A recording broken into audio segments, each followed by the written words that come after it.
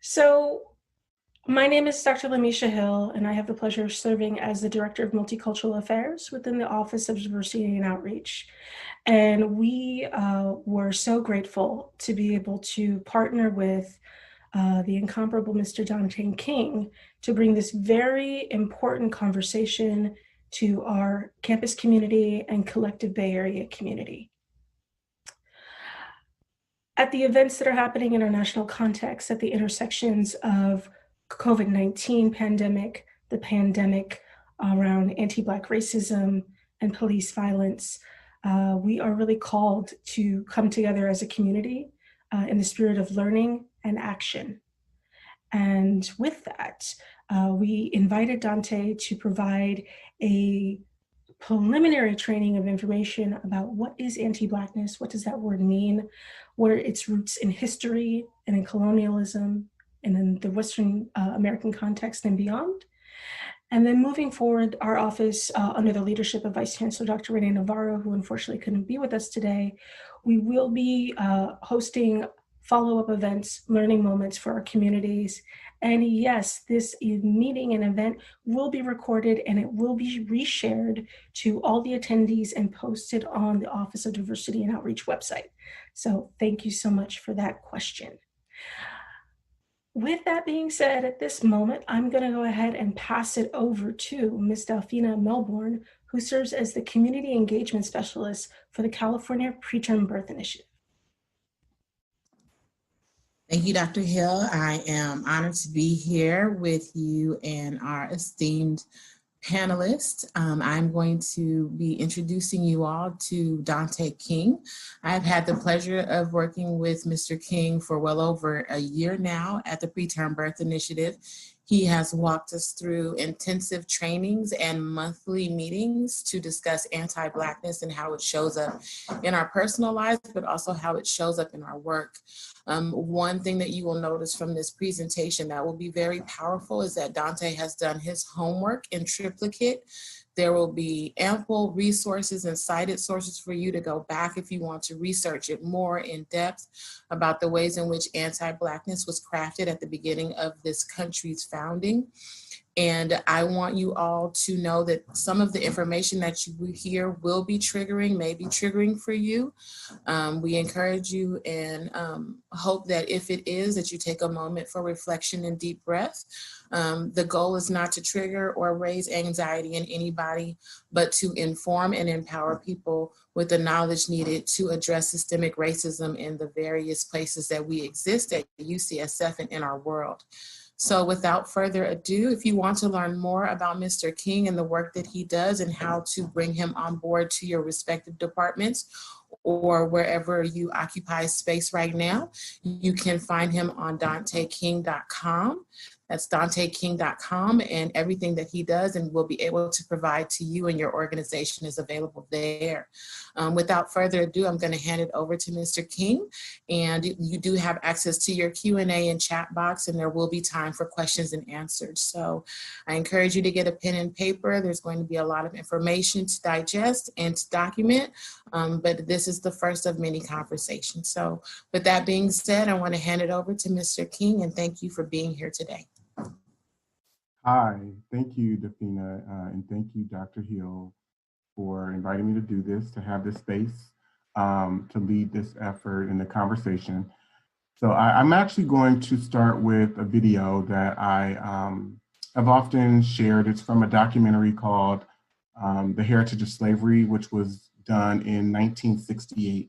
And it features Fannie Lou Hamer, who is an female African-American activist of the time. And she's giving her perspective about what was going on in Mississippi. But what's really remarkable and profound for those of you that are gonna see it and hear it is that it also it rings true today in terms of where we are as a nation, where we are as a culture of people.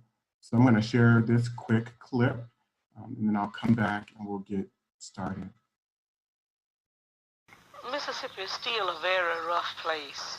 You know, people is not just walking up like they used to do in the past, walking out, you know, shooting a man down or getting maybe 200 or 300 people carrying you out and lynching you, but it's in a most settled way.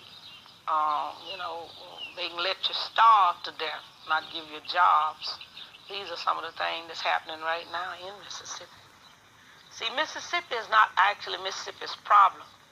Mississippi is America's problem.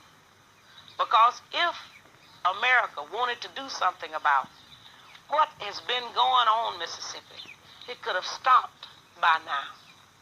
It wouldn't have been in the past few years between 40 and 50 churches bombed and burned. You see, and this lead me to say, all of the burning and bombing that was done to us and the houses, nobody never said too much about that, and nothing was done.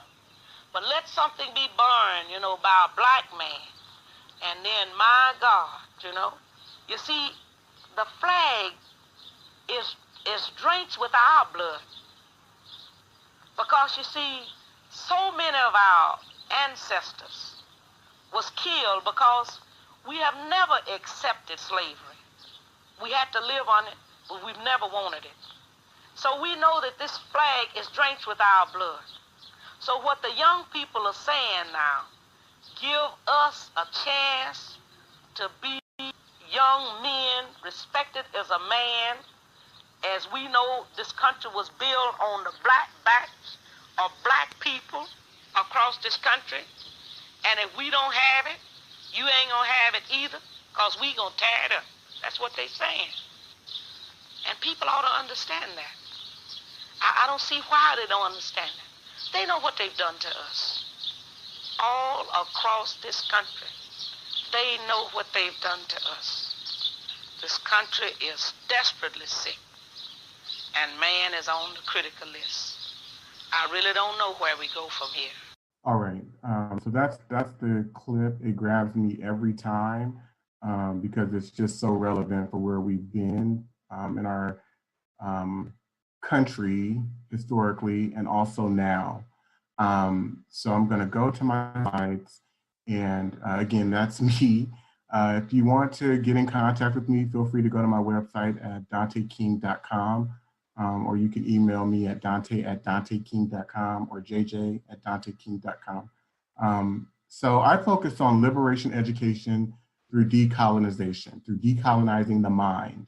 And while I facilitate and work with various groups and audiences, mixed audiences primarily, it's really,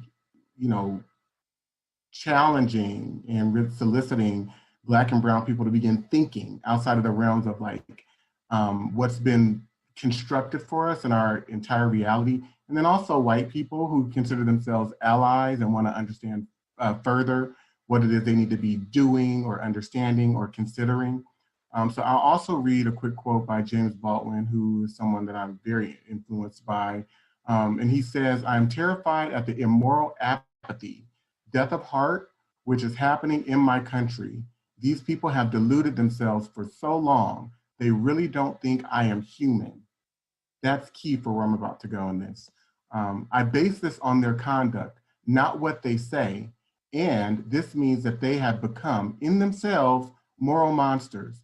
To be Negro in this country and to be relatively conscious to be in a rage almost all of the time. So those are two quotes that I refer to because they resonate with me deeply.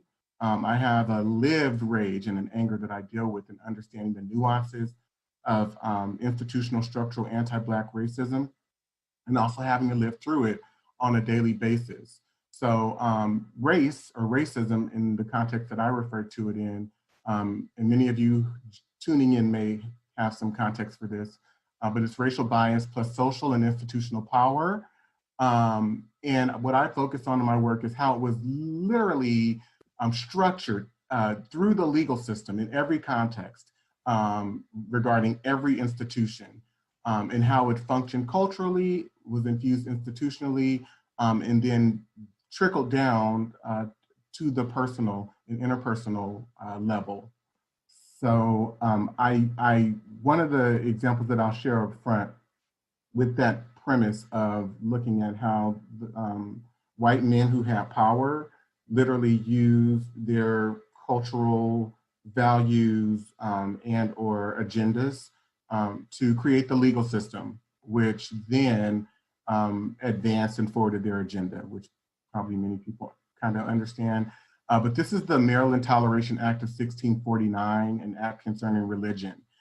So looking at how it impacted the institution of religion, what this law said was that if people were to blaspheme God or Jesus Christ as Savior or the Holy Trinity, Father, Son, Holy Ghost, or the Godhead, that they, and if you go down here, should be punished with death and confiscation or forfeiture of all of their lands and goods, and it would be forwarded to or forfeited to the Lord Proprietary, so Lord Baltimore. Another way that this manifested was as land was being confiscated or treaties were being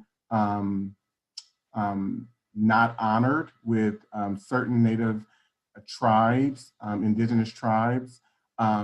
These men began to institute systems like the Head Rights Act, which was implemented in 1618 through 1779. So Virginia planters who imported slave labor from the West Indies or directly from Africa were awarded 50 acres per slave. And so you see George Menifee, as an example, was one of the first to claim a large number of head rights for one shipment of slaves, obtaining 1,150 acres for 23 slaves that he imported in 1638. And so again, the legal system underlies every institution, regulates what can be done, and so on and so forth. And so I focus on how it shaped culture, and particularly the culture of white people and the culture of Black people, and or like cultural traditions and or heritages and realities, if you will. So racism equals race prejudice plus social institutional power. It's a system of social, political, economic, cultural advantage and power based on race, and also the same system of social, political, economic, cultural oppression and powerlessness based on race. It's a white supremacy system in reality, and it's also a system and culture of anti-Blackness.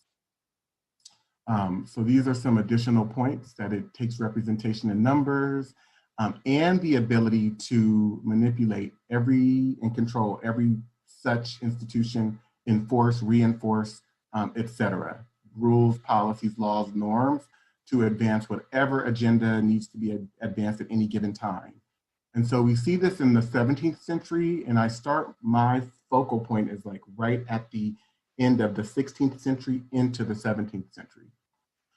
So anti-Blackness, in the way in which I define it, is a cultural condition developed through collective European colonialist ideas, beliefs, ideals, and ideologies that Black and brown people of African descent are inferior, animalistic, and barbaric. In North America, particularly the United States, anti-Blackness is the underlying foundational principle of racism. It can be observed through explicit laws and policies created throughout the 17th into this century, but really the 17th through the 20th centuries that specifically targeted Black and brown people of African descent based on skin color, which was very much noted and documented in laws. The structural ideal was established to oppress, disenfranchise, demean, invalidate, surveil, diminish, minimize, degrade, kill, and otherwise harm Black and brown people of African descent mentally, emotionally, symbolically, and physically through political, economic, legal, educational, religious, and social means. And so it's ongoing. So here's some pictures I flowed through just to get everyone situated and just reflecting on like what the Middle Passage was, and to understand that the first experience of Black people in this country and in this endeavor, this experiment of building, the colonies, and then what later becomes our country, is we arrive here in chains. And I think that needs to be highlighted and maintained because it's a significant point. From the beginning, there's criminality, if you will, rooted in the identity of Black people. And that is further legitimized and defined. So you'll see that in just a moment. So these are some additional pictures.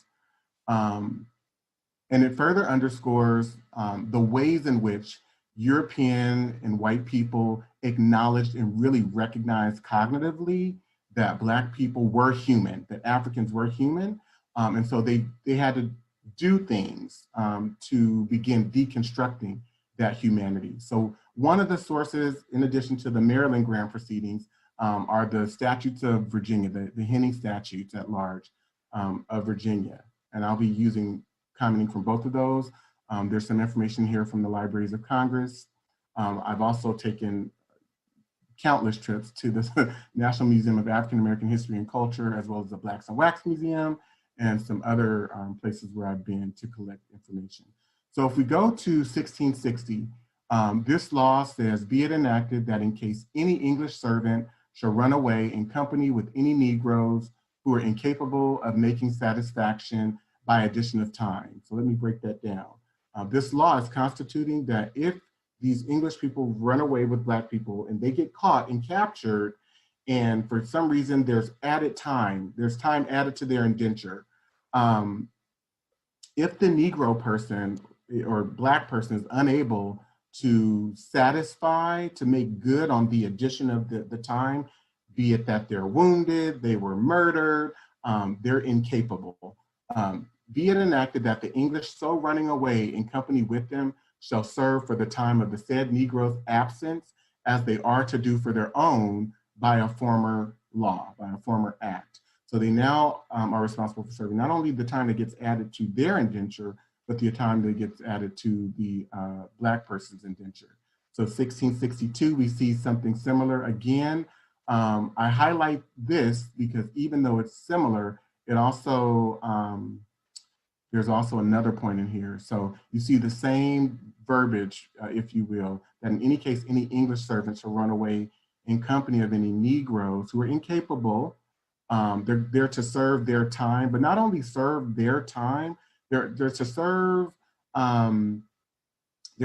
their time with their master, with the Negro's master, at the time that their indenture is expired in serving their own master. So they begin to institute laws that would basically situate people and cause a divide, so that we need to break this dynamic up that's occurring by splitting Black and white people, is the best way to simplify it. But it also constitutes that every Christian in company serving his proportion, and if the Negroes be lost or die in such time of being run away, the Christian servants in company with them shall by proportion among them either pay 4,500 pounds of tobacco and cask, or 4 years service for every Negro so lost or dead. So they're beginning to institute penalties against Christians because at this particular juncture, under English common principle, it's illegal for Christian people to be enslaved. So they're constituting that, but not only that, the distinction here is that Christian carried, such as like we recognize Jewish or Muslim today, it carried an ethno-religious connotation. So specific to non-English Europeans who practice Christianity and did not include Black people. Here's some additional pictures. And then we get to, this is just a quick example. So, excuse me, Dante, we're getting that bandwidth thing again. Is there any way we can go closer to a router or the internet? So we see here in the Virginia muster taken at the beginning of March 1619, it's got people classified. So it says the number of all the persons, men, women, and children, English and other Christians. Now there were some Christians who traveled here from England, which could have been highlighted at this time, but later on that began to change. And the way in which that they were documented, even at this time, were others not Christian in the service of the English. So we see here a breakdown of Indians and Negroes in the service of several planters, slave owners. So here's a quick picture, if you will, of what the population of enslaved Black people looked like from 1625 to 1775. And this is in Virginia only, okay, in that colony. And the reason that I talk about Virginia and Maryland is because they can be seen and viewed as the models for other colonies later on, like Rhode Island, New York, et cetera. So they shaped the culture as experiments, as they were experiments themselves. So there's also Elizabeth Key Grinstead, which I refer to. And again, the point here is they're creating these laws, they're enforcing them because they have an agenda. So she was the daughter of one of the members of the House of Burgesses, Thomas Key, and he indentured her until she was age 15. He indentured her to Humphrey Higginson, and at the time that she was supposed to go free, Higginson died and she was indentured to, or he returned to England, I'm sorry, and she was indentured to the Mottram plantation. And so by the time, I think she had turned 25 or 20, yeah, about 25, she was questioning because her indenture, I think the person at the Mottram plantation, her owner, died.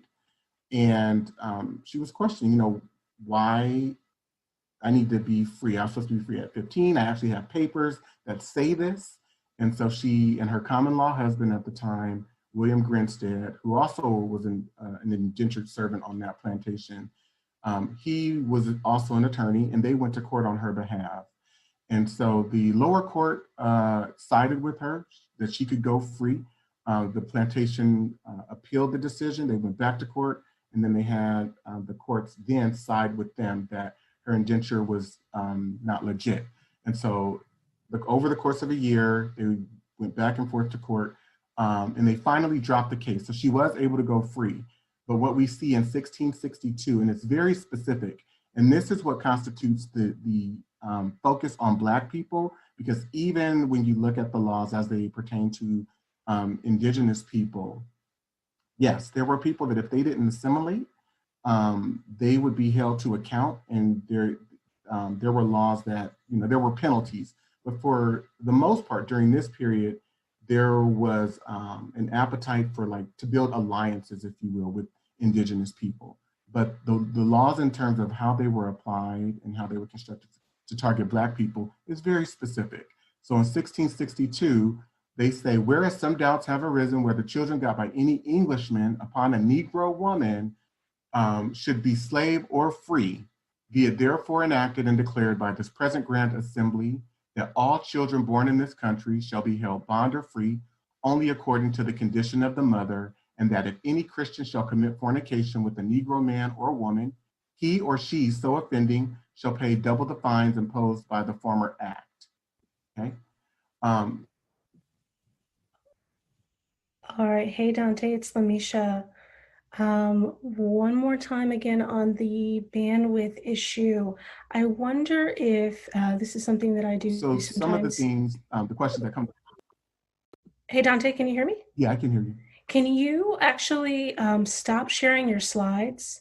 Yeah. And when you share your Zoom screen, try to leave your PowerPoint not in presenter view, but as the background. Does that make sense? Oh. Because you might be, if you make the slide big enough, everybody can read it on your screen, but it won't have to cut through the bandwidth. Yeah. Okay. Let's try that.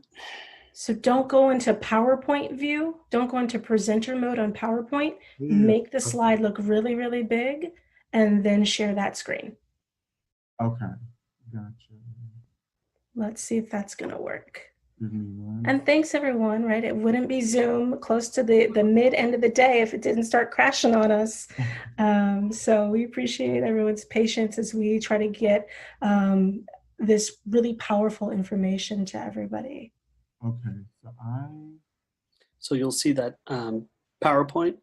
Just Yeah. hit your share button like you usually do and just double click maybe desktop or PowerPoint, and don't do it full screen. Got it. So Yeah, just go into the slides. correct. Yeah, we can zoom in hopefully. Okay, like this? Still No, doing that. still fuzzy. Maybe someone can send me the slides. I can advance for you, Dante.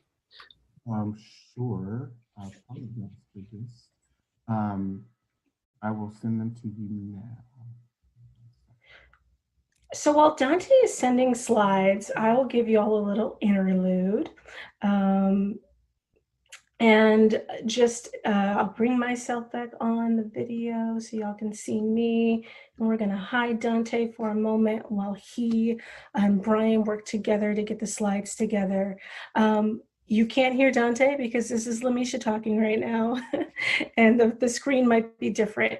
So one of the things as we're in this tech interlude, one of the things that I think is really, really important that Dante is really trying to take us through the historical context of why within our, particularly our Western American culture, is this such an ongoing sort of a disparity that we see in health and access and research in all these different places that creates and furthers this Black-white binary. Why might that be?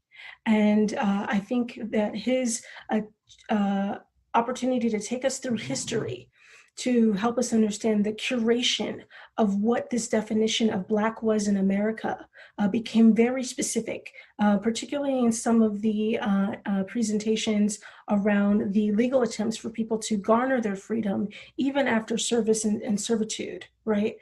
There was still this constant adjusting of laws and other policies that would further disenfranchise and marginalize people of African descent, right? And so it has been systemically happening over time, right? In such a way that when we show up today, even with, the 13th Amendment, even with equal rights and civil rights laws, et cetera, that there continues to be disparities that exist. And that existence in terms of anti-Black racism is not just an overt act. And that's one of the things, if y'all have been in touch around Robin DiAngelo and white fragility, one of the things that Dr. DiAngelo says that I greatly appreciate is that we have to unpack this attitude and this learned definition that racism exists in sort of three parts. One, that it's always an individual. Secondly, that it is very conscious dislike for a person of another racial group. And thirdly, that it is demonstrate through intentional acts of harm or violence. When we hold that definition in isolation as racism and racist being in one individual person, it does not allow us to examine the ways that it shows up in our systems and in our policies. And so I think the historical context is really important so that you can see how have these laws been crafted and shaped over time to get us to where we are today. And if you didn't know, we did really work to host this training as we are so close to Juneteenth, which is tomorrow, which recognizes the day that the Emancipation Proclamation was delivered by Abraham Lincoln, going into effect on January of 18, I'm gonna get my dates wrong, so don't quote me all. But the point of the matter is that it took over 2 years for that message of freedom to reach all parts of Southern places. And even then, people were still held in bondage, right? And still unable to be free and engage in their own free will. Are there any questions, by the way, as this is loading and sending over to Brian? Are there any questions at all? So Dante, the question is, what is the name of the documentary at the beginning? It's called The Heritage of Slavery. And that was featuring? Fannie Lou Hamer, and also I think Jerome Bennett Jr. is featured in it as well. I do want to say I appreciate your grasp on it, Lamisha, in terms of like the importance of the, Dr. Hill, sorry. No, you can call me Lamisha. In terms of the nuance and the context and understanding how the laws, how the legal system as a tool was used and continues to be used to either assign and or unassigned or delegitimize people and their humanity, all under the guise of it being, this rational way of life that we live by. So I appreciate that. Are there any other questions? I see a lot. Yeah. Here's a great question. I hear the term anti-Black racism. Would you please expand on why you are defining this more specifically? Okay, I think that'll become clear as I give more examples. But the short answer is there is a way in which Black identity, well, I'll say this, there is a way in which white identity was actually created as a reaction to Black people, to Negro. There's documentation that signifies, that details that white people saw an opportunity to unite themselves with other such European ethnic groups in an effort to conjoin and to rally against Black people. And so what these laws are actually doing, if you look at the details, is it's providing white people a sociological, cultural advantage that they have, even if that's not necessarily reflected economically. There is a value to their skin. There's a skin privilege. And so authors like Theodore Allen, in his book, The Invention of the White Race, he talks about that. And so I actually have a quote in here by him. So that's kind of the short answer. All right, so these questions are in tandem, right? Because there's an element in history, right, where the history lessons that are taught particularly in our Western American context, are not accurate for many communities, and particularly for Indigenous and communities of resilient identities. So the question is, how do we understand more of the unbiased history, and how do we assist with helping people understand how slavery still has an impact on African Americans in particular? So that's one of the premises or conclusions, I would say, that I make. And it's not to take people down a path of feeling hopeless, but I do set forth the premise that through the construction of this culture and the ability to create and enforce laws and have total control over all institutions, that white people inherited ownership of Black, Indigenous, POC through the legal system. And that is still with us today. And it's reflected in all of our outcomes. I think the thing that's been liberating for me and what I call people to do who are Black, Indigenous, is to understand these moves that were put in place against us so that we can begin to look at them through the eyes of the impact that it had on us, as opposed to the celebratory nature or way that we're guided to look at history as it's taught in school, with very little attention or validation given to the way in which it actually impacted people. Because through all of this, there's a way in which white people are being socialized to not see the humanity, to not feel anything, et cetera. Wonderful. There's another great question, and we're just going to keep rolling. I think it's such a powerful question. Actually, we got a few questions about this in terms of people not knowing what Juneteenth is or means, or to that vein, because it's not taught and because it's not discussed. But the question is, why did it take so long for the implementation of the Emancipation Proclamation throughout the U.S.? That's a great question. So I think there's several different answers, but I think one of the very clear, documented, real things is that Abraham Lincoln, it's not that necessarily, I think it's 2 or 3 or 4-fold. Abraham Lincoln was a vehement racist. He did not believe in equality for Black people and white people. He believed that white people were superior. He stated that subsequent times. And when he decided to emancipate slaves, he only decided to emancipate the ones in territories where states and territories had seceded from the Union. He left everywhere else alone. So I think Eastern Virginia, Tennessee, I believe Missouri, there were several other territories, I actually have that in my work as well, where they weren't free per se. And freedom only became up for grabs, if you are available to people who were deciding to rebel against the Confederacy. And so that was a way to actually to gain freedom. But it wasn't like, oh, all of the slaves were free through the Emancipation Proclamation, and then news didn't carry for several years. That might be a sliver or a part of it.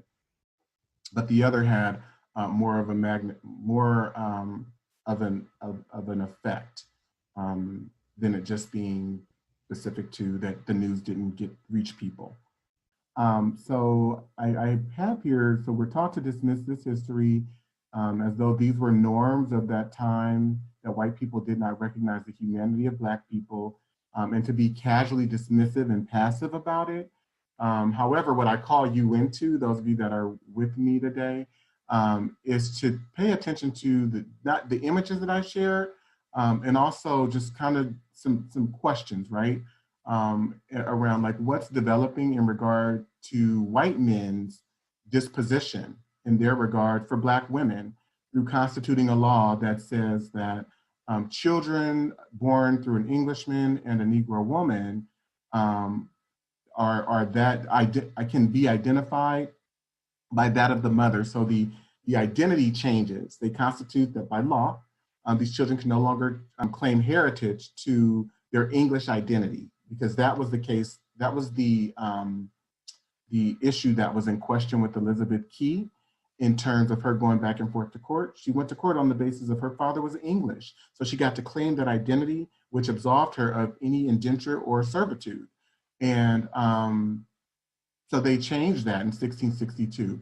So how does the inability to consider the pain and harm and unwell-being of Black women during this time become a cultural fixture amongst white men during this period? And then what becomes normal for European white male children in terms of their relationship to Black mulatto girls, mestizo females, and what dynamics evolve between white women and girls, Black and Native women and girls, because there are some dynamics that occur there also.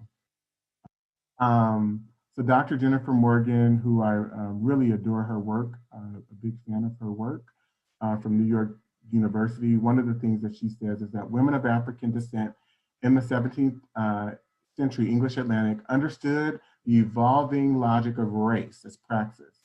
Slave traders, early English slave owners, and colonial legislators all offered clumsy and piecemeal articulations of New World labor practices, but the terms of racial slavery rested emphatically on women's bodies, whether it was to clarify that the baptism of children did not convey freedom, to regulate the intimacies that were at the heart of interracial sex, or to ascertain that enslaved women's babies were always already enslaved. Reproducing women posed problems and offered solutions for English Atlantic settlers concerned for what it meant to be enslaved and free in the early modern Atlantic. So these questions, and I included these specifically as an examination or just kind of a quick thought into the realities of these women, right? So if you know that you can be raped at any time by an Englishman or any such other man, what type of mental or emotional stress do you think that would cause? What might be some impacts on one's pregnancy and the ability to have healthy babies? If you deliver a child, you know that it can be taken from you, sold at any time. What's the impact? What does that have on one's mental, physical, and emotional stress conditions? How does it impact Black women's abilities over time to connect with their children? Because this is a cultural phenomenon, dynamic that's unfolding. And then what's the psychosomatic effect? What types of illnesses and or sicknesses develop as a result of the mental and emotional stress that's being endured? So Yeah, and you can feel free to respond in the chat if you would like. Here's one other quote, and I have some pictures too that I want to share. She says, Elizabeth Key's comprehension of her embeddedness in racialized structures of meaning and labor fades from our view if we emphasize her court case as a moment of flexibility, fluidity, and of possibility. It is left out of the archives because motherhood inhabits an entirely different moral and historical realm than economy. So there's no consideration at all for what these women endured, because in terms of how we're taught history, we're taught to digest it. It's the focus of it had to happen because it was necessary in order to build our economy. So it's the dehumanization, delegitimization of Black women. Of course, that was not the case for Elizabeth, the child of an African woman whose freedom and that of her children was dependent upon English men. All right, so I'm gonna go to a quick poll. And I'll actually put the link for you to respond in the chat, and you'll also be able to see it on my screen. And while people are going to the poll, I want to go to the chat because there are some really powerful responses to that question that you posed.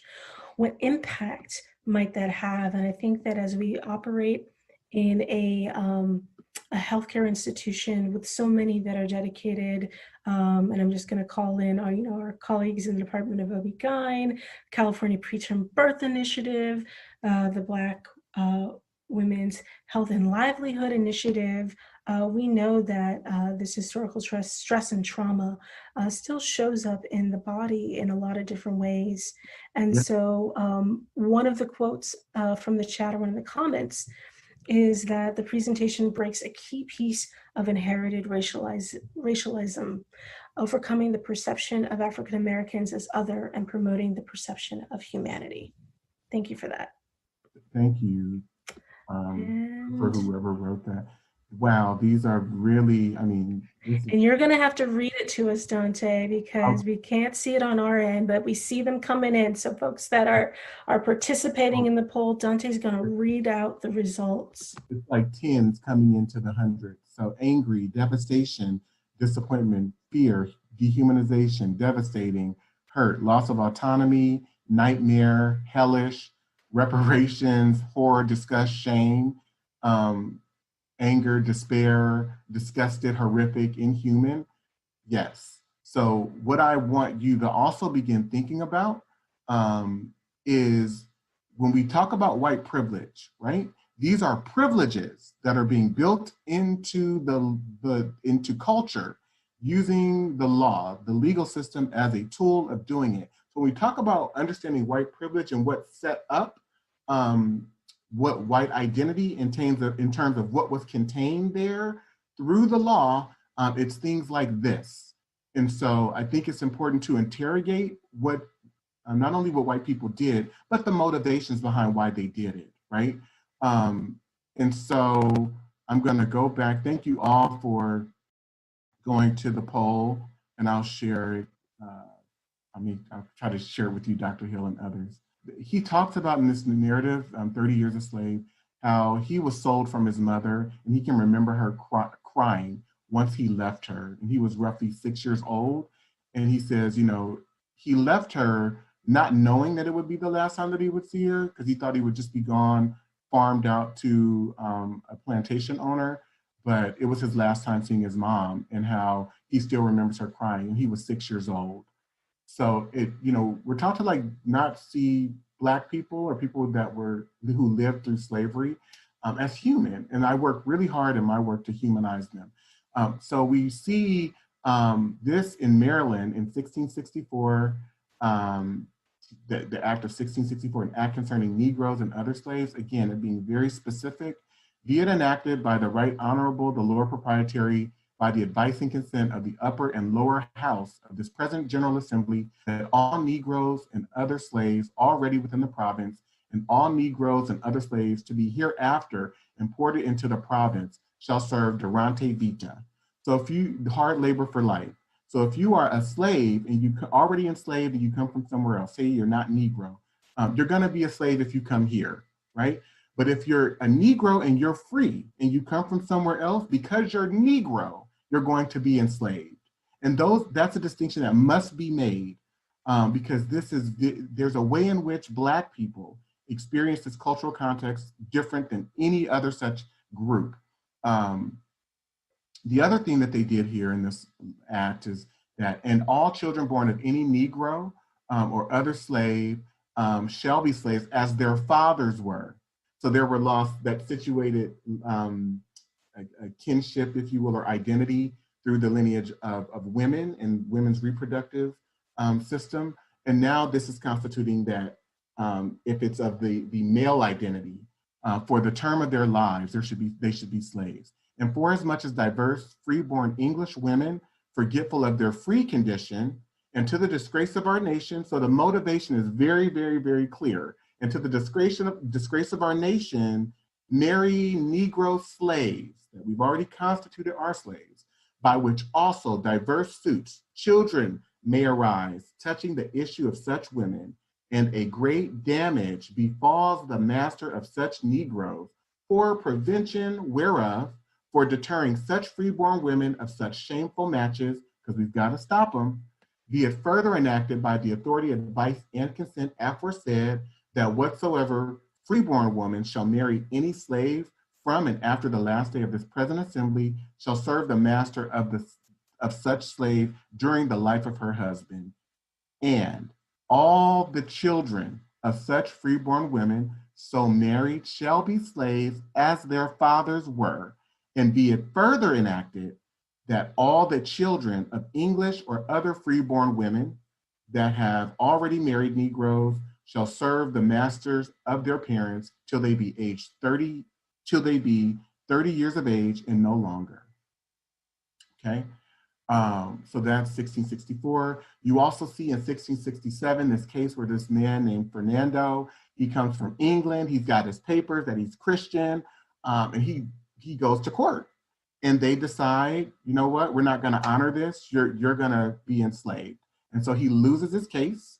He's no longer able to claim his freedom through Christianity because, again, it's against the law to be enslaved if one is Christian. There's also this dilemma, and Catherine Gardner talks about it in this book, Christian Slavery, Conversion, and Race in the Protestant Atlantic World, how there was this grappling of these children that were being born, Black mulatto children who were just babies, they're innocent. And so it's like, what are we gonna do? Because they wanted to baptize them, and they had started baptizing many. And then there were some slave owners who were beginning to question their participation in the institution of slavery. And they had also began manumitting, baptizing, slaves that they owned in an effort to grant them their freedom. And so the controllers of the institution, again, they came together and they said, well, what do we do to address this? And so in 1667, we see here again, the law as a tool, whereas some doubts have arisen, whether children that are slaves by birth, by virtue of their baptism, should be made free. It is enacted and declared by this Grand Assembly and the authority thereof that the conferring of baptism does not alter the condition of the person as to his bondage or freedom, that diverse masters, freed from this doubt, may more carefully endeavor the propagation of Christianity by permitting children, those slaves or chosen of greater growth, if capable, to be admitted to that sacrament. So again, they're doing everything that they can to close any loophole to ensure that their agendas are advanced as much as they can, in every way possible. And then you get to the Casual Killing Act of 1669. And this says, whereas the only law enforced for the punishment of refractory servants resisting their master, mistress, or overseer cannot be inflicted upon Negroes, nor the obstinacy of many of them be suppressed, their stubbornness suppressed by other than violent means, be it enacted and declared by this Grand Assembly, if any slave resist his master or other by his master's order correcting him, and by the extremity of the correction should happen to die, that his death shall not be accounted a felony, but the master or that other person appointed by the master to punish him be acquitted from molestation, since it cannot be presumed that premeditated malice, which alone makes murder a felony, should induce any man to destroy his own estate.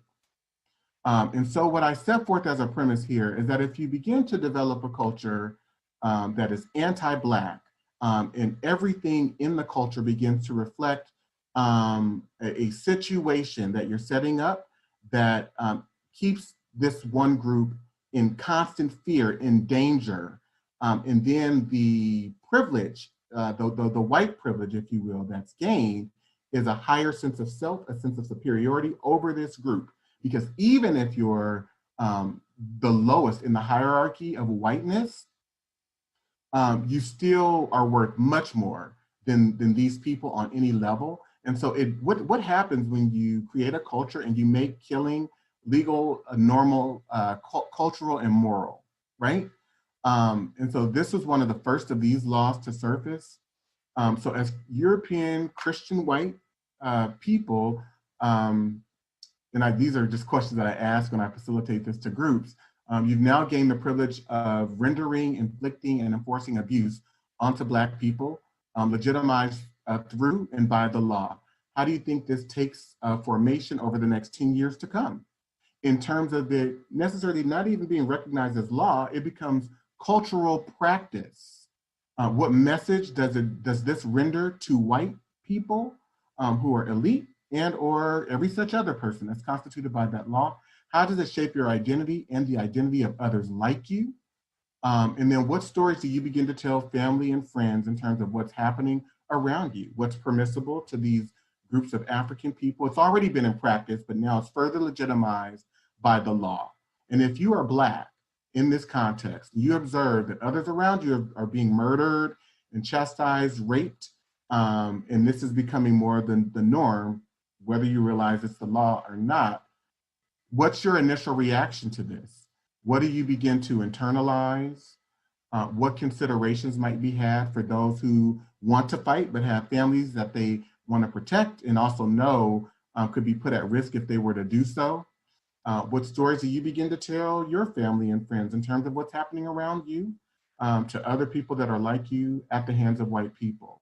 And then what are the psychosomatic effects and what passes down to the next generation as cultural norms and privileges? So with that said, you go forward and we see these situations that are very present and real with us today. So Tatiana Jefferson, Sandra Bland, Ahmaud Arbery, Rayshard Brooks, Stephon Clark, Freddie Gray, Botham Jean. It's just casual. Dominique Fails. And I want to highlight that word because it's casual and it doesn't matter if the people that are doing it are white, because sometimes Black people were solicited and or appointed over enslaved Black people as overseers, and they enforced a lot of what was happening. And so it becomes ingrained in society, easier to do, to kill these people who have Black skin, constituted as being Black in this context. And so it doesn't change over time. It's true for then, and it's true ongoing for now. And so I'm gonna pause right here, and I'm gonna go back to the poll. I'm gonna actually go to another poll. And this one says, what are some of the words that describe, I'm gonna activate this and actually grab the clip. But while I'm doing this, Dr. Hill, are there any questions or Yeah, there are a lot of questions and comments. And so they are coming in such wonderful streams, but I want to take it to build upon some of the things that you had said. Is the scope of this talk able to touch briefly on the use of non-Black people of color and their use as tools for white supremacy and anti-Blackness in the US, and the importance of standing with the Black community as co-conspirators? Absolutely. So I think we have to realize as Black people and non-white people who are also non-blacks, minoritized as POC, that as this was taking fold, the significance of this and what I really try to frame and lay out is that it's shaping the cultural context. And so it doesn't matter if you're Black or if you consider yourself of Asian descent or you're Middle Eastern, but any such other group other than white, you are also socialized to be anti-Black. And to begin to question whiteness is to begin to question all of its institutions, be it capitalism and how that evolved, our educational system, what education is, what's taught, who decides how it's taught and what's taught, the actual content, how that feeds into the system of monetization. You also have to begin to look at and name government and the creation of institutions as a whole as the reasons for the Black problem in this cultural context, because there's no way that Black people can be implicated in setting up a system of oppression that they did not participate in creating. And so what's significant about this is that this same system of government and lawmaking and the norms that were created across these English colonies, which later became the British colonies, is the culture that folded into America once we claimed independence. And you also see this very starkly reflected in the construction of the Constitution, because once I get into the 18th century, I talk about some specific acts and specific clauses within the Constitution that highlight privileges and advantages for white people and also more anti-Black elements per se.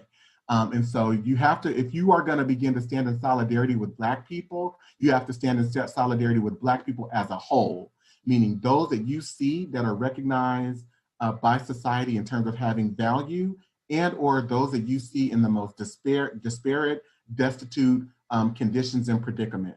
Because there's no way to slice this up in terms of, you know, there are good Blacks or there are bad Blacks or there are Blacks that put themselves in certain situations. Absolutely not, absolutely not.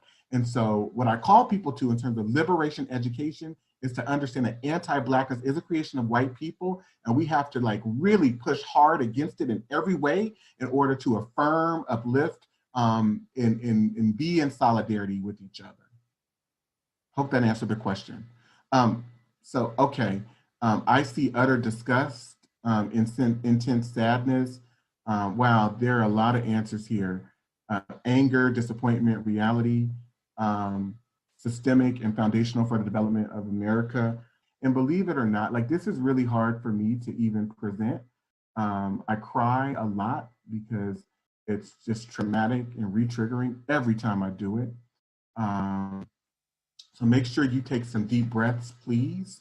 I'll go to this law of 1772, and I highlight this. There's a lot here. I'll try not to go through it as much, but it says, for as much as it hath been manifested to this grand assembly that many Negroes have lately and now are out in rebellion in sundry parts of this country, and that no means have yet been found for the apprehension and suppression of them, for whom many mischiefs of very dangerous consequence may arise to the country if either other Negroes, Indians, or servants should happen to fly forth and join with them, for the prevention of which, be it enacted by the governor, council, and burgesses of this grand assembly, and by the authority thereof, and it is further enacted that the neighboring Indians do and hereby are required and enjoined to seize any Negro, mulatto, Indian slave, or servant for life,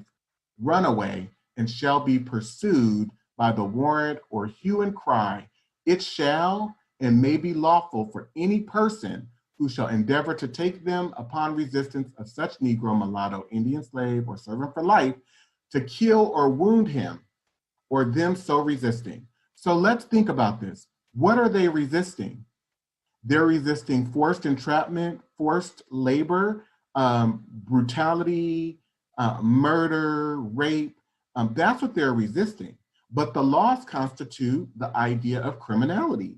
So who is responsible or who has the power to create and enforce laws for their purpose? So this brings into our view, for those of you that may have thought about this or are thinking about it now, who's criminal? And what constitutes criminality?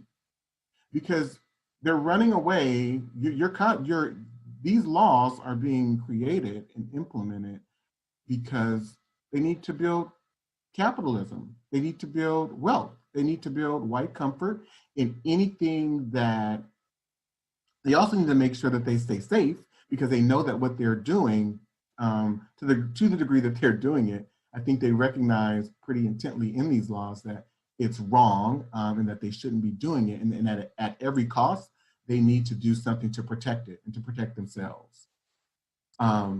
So again, how is criminality defined? Who has the power to and is defining it in this particular moment?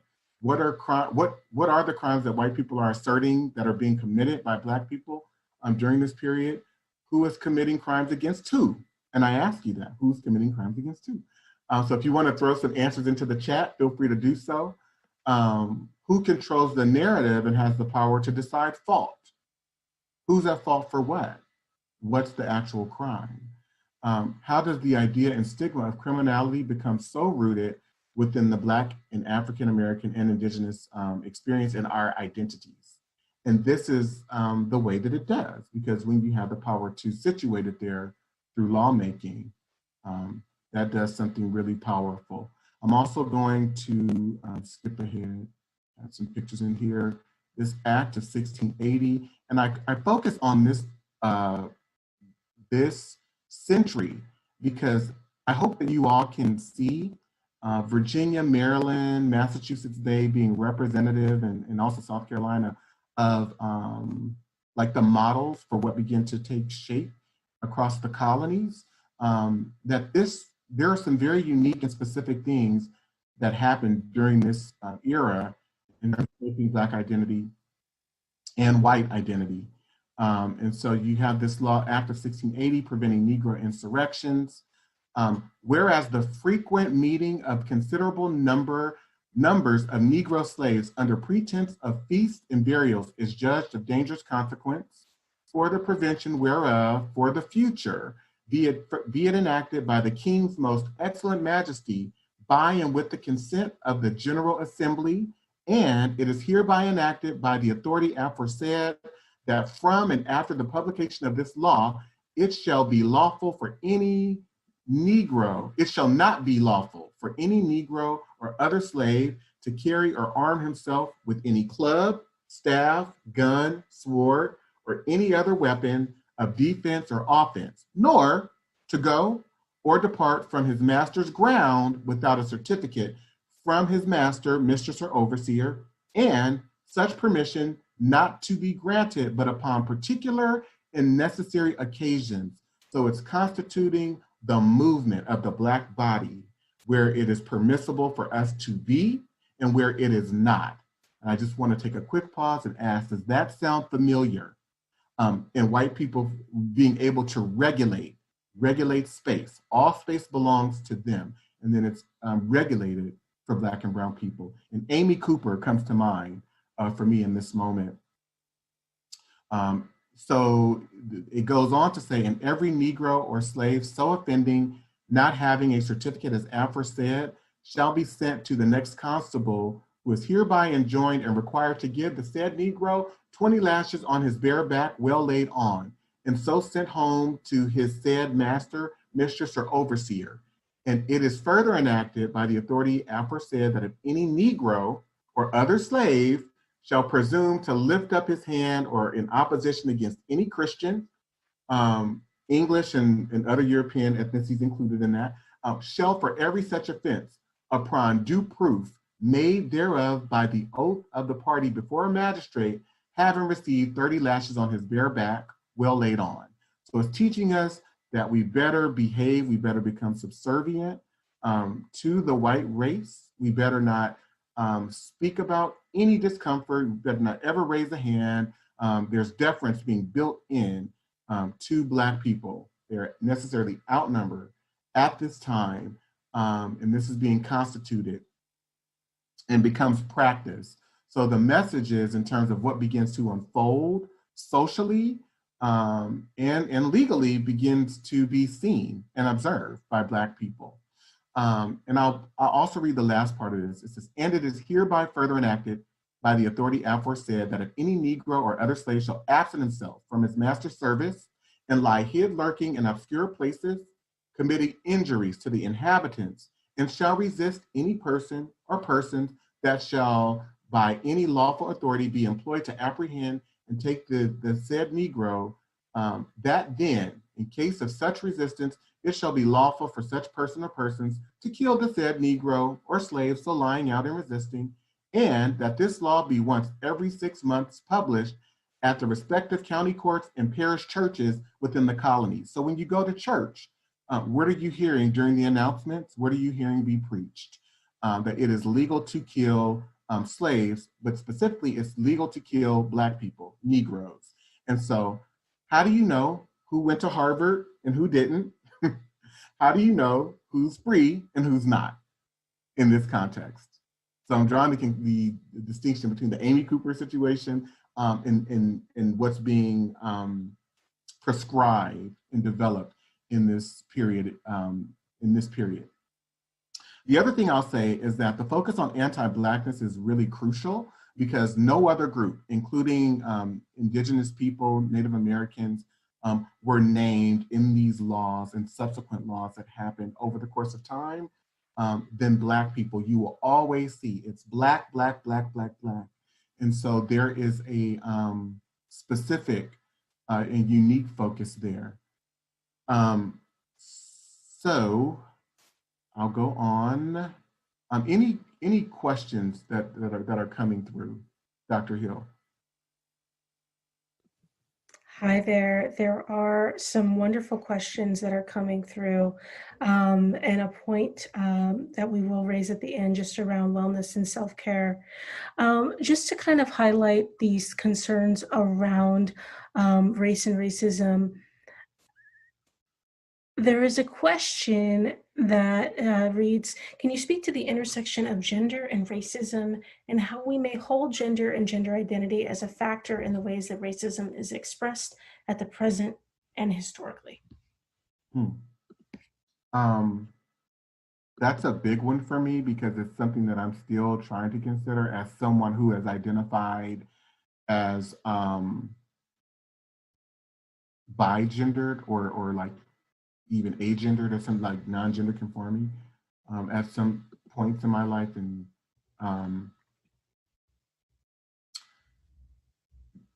so I think what's key is that there are two key gender associations in the binary that are referenced, that we continue to see, that continue to be acknowledged.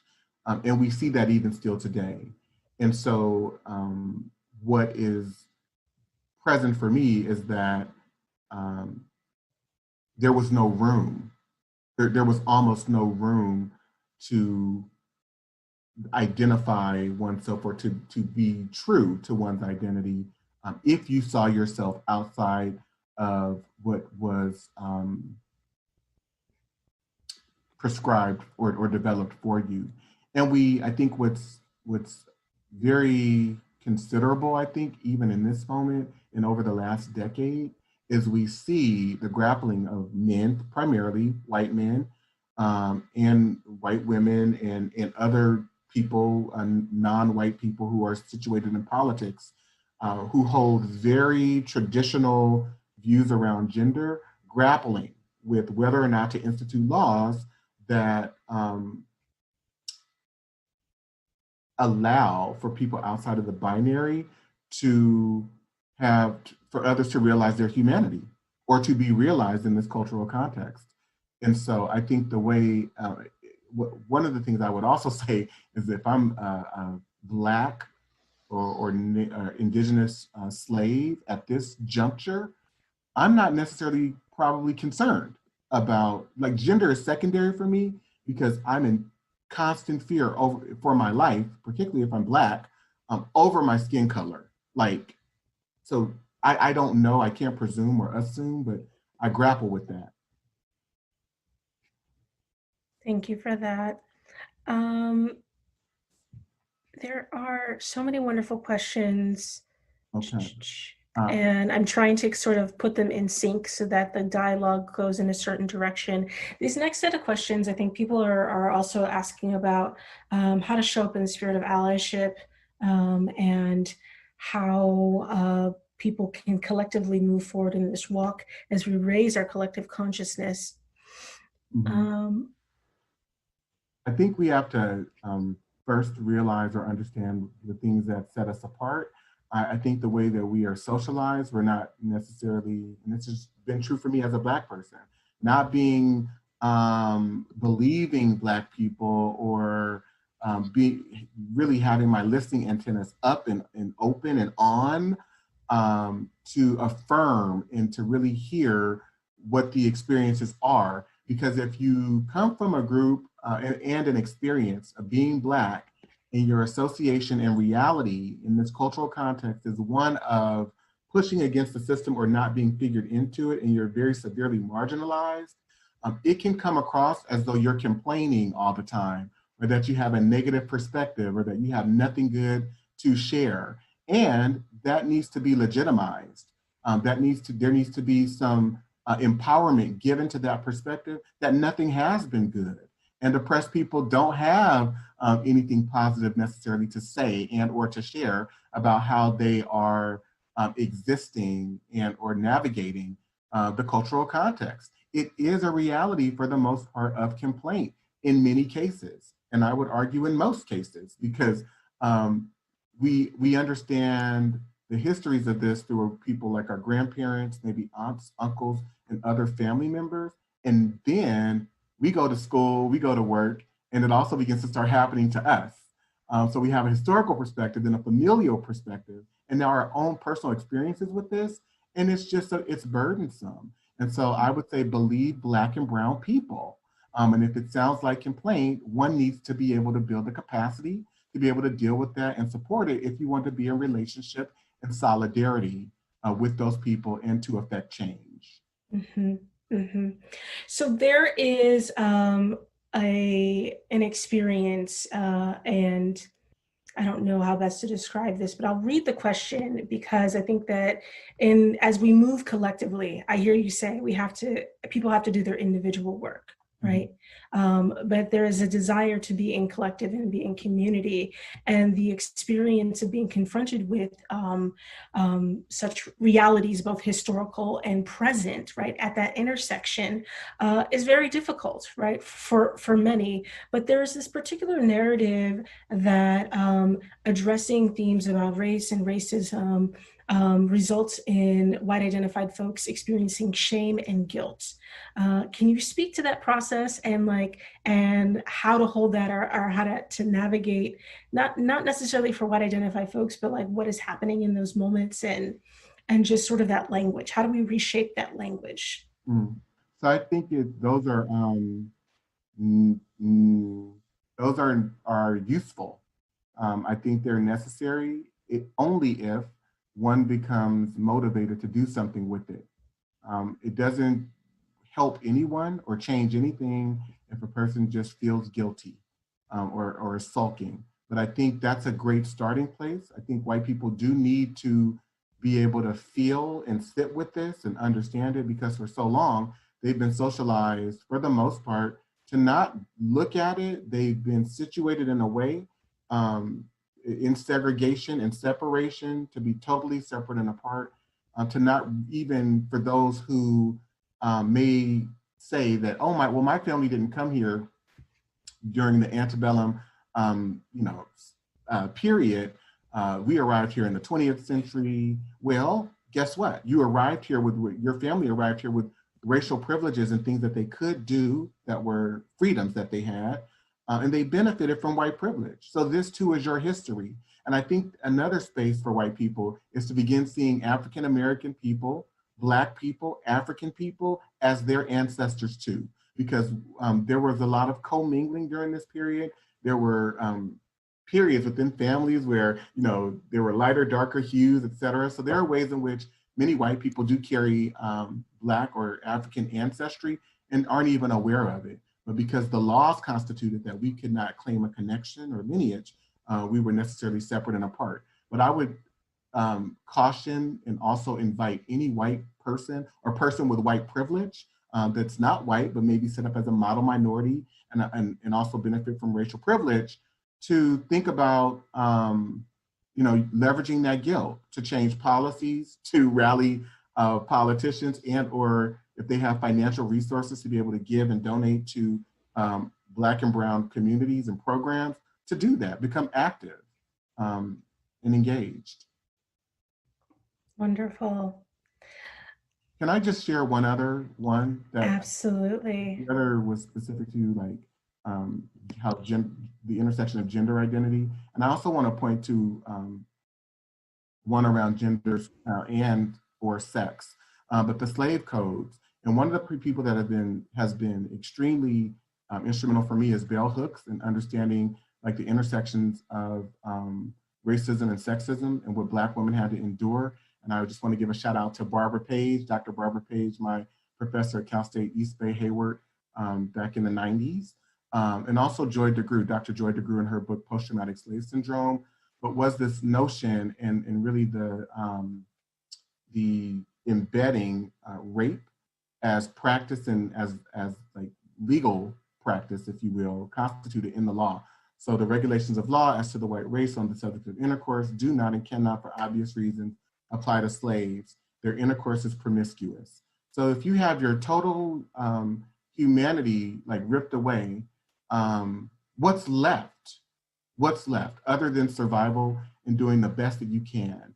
And so to know that this was constituted for over 150 years, 160 years, and how Black women in and through this period and beyond became this over-sexualized, hyper-sexualized figure that men could do whatever they wanted with is alarming and disturbing. And this is something that still affects me and keeps me up. And I don't care how many times I present it, it's just, there are no words.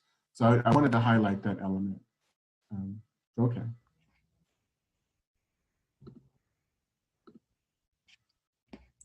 Thank you for that.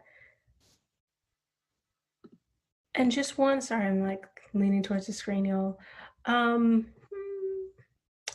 In terms of any closing thoughts, we have about 4 minutes left and there's a lot of wonderful questions. And one of the things that I just want to highlight is that I appreciate people sharing information, being in communication with one another, because it helps this work to be collaborative, right? So thank you so much for folks on the chat that are answering people's questions, sharing resources and other themes.